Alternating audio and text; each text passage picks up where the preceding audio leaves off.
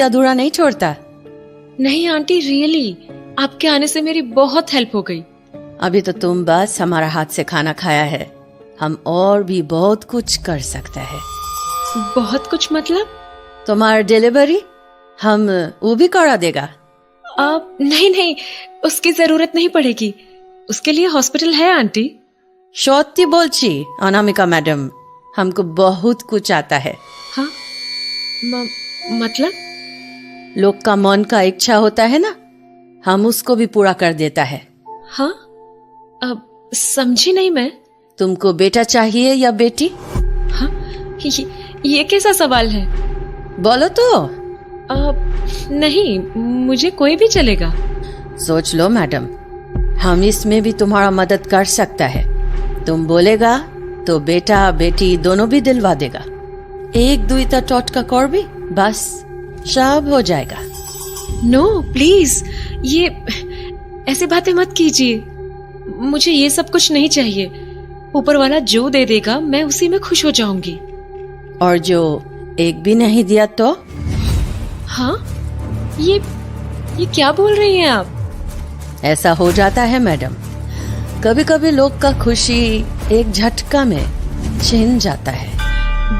देखिए, आप ऐसी बातें करके मुझे अनकंफर्टेबल कर रही हैं। अरे चिंता करिश ना मैडम, हम तो तुमको बस ये बोला कि हम क्या क्या कर सकता है, कुछ करेगा थोड़ी। तुमको ये बात सब पसंद नहीं तो हम वो सब नहीं बोलेगा, कुछ और बात करेगा। और वैसे भी हमारे रहते तुमको घबराने का नहीं है, कुछ नहीं होने देगा हम तुमको। अच्छा आंटी, मैं सोच रही थी कि अब मैं सोने जाऊं, रात भी होने लगी है।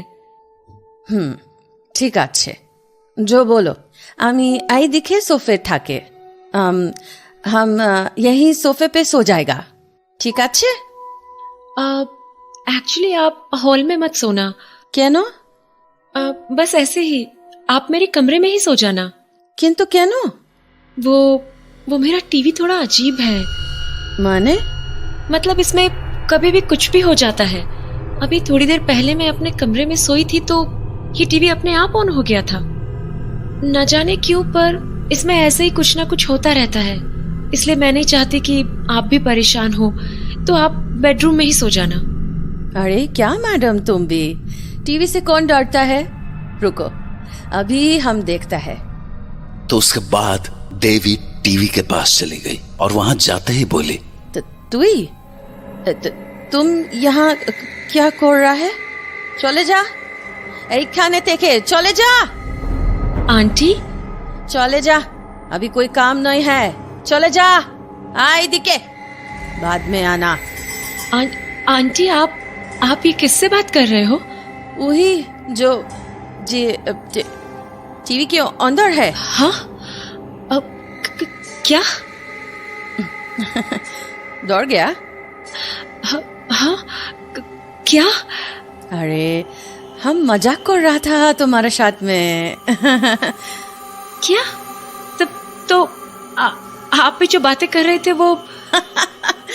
अरे मजाक था बाबा।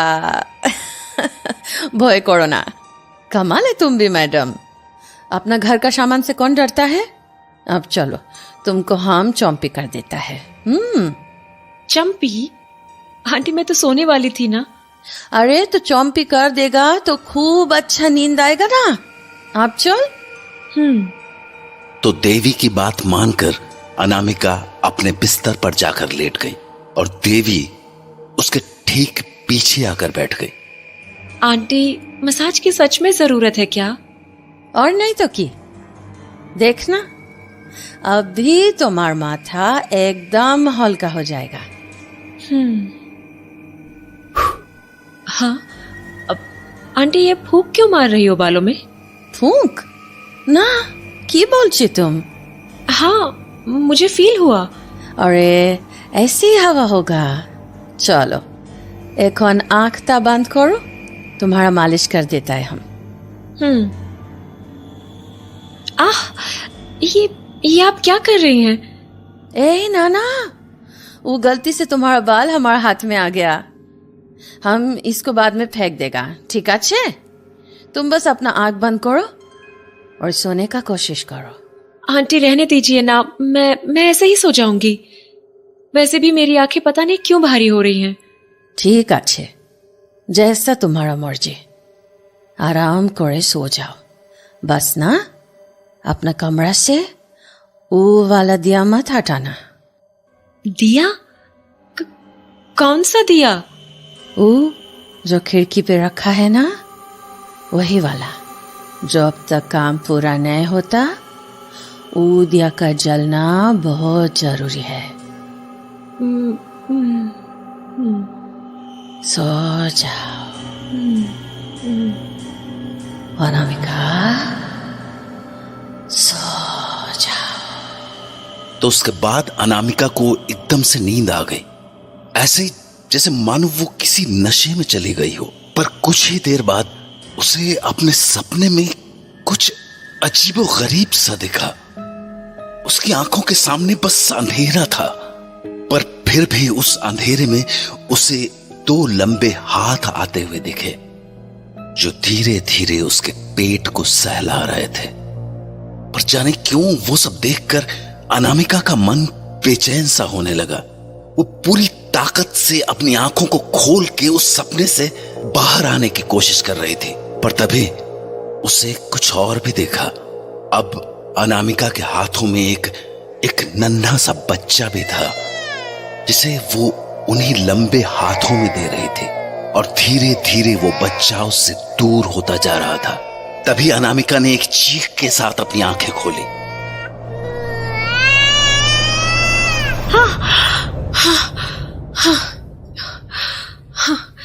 ये कैसा सपना था?